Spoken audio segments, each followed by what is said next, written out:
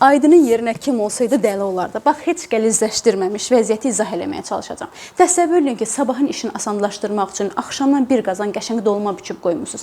Sabah gəlib qazan açırsınız ki, qazanda dolma əvəzinə kartof var. Nə fikirləşərdiniz? Bax, əgər söhbət yeməkdən getsəydi, Aydın da tam olaraq onu fikirləşəcəkdi. Amma Aydın senaristdir. Əli ilə ağ kağızlara yazır senarisin, aparır, təhvil verir, oxuyanda təmiz başqa şeylər çıxır ortalığa. Kitabı Tanrıtayın dilindən oxuyuruq. Tanrıtay kimdir? Xırda toxunuşlar eləyən. Bu toxunuşları tutanlar deyəcək əhsən, tutmayanlar deyəcək nə oxudum görəsən. Sırf bu qafiyənin xətrinə o ürəyi qızarda bilməzsən. Adamı hər tərəfli şirlə vuran kitablardandır.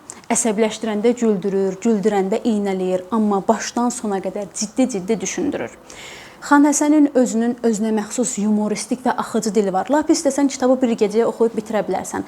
Amma bu oxuyub bitirmə prosesində kitabın ötürdüyü mənaları itirmə təhlükəsində gözünün qabağına qoymalısan. Ən azından bu sözlərin hamısının mənasını əzbər bilməlisən.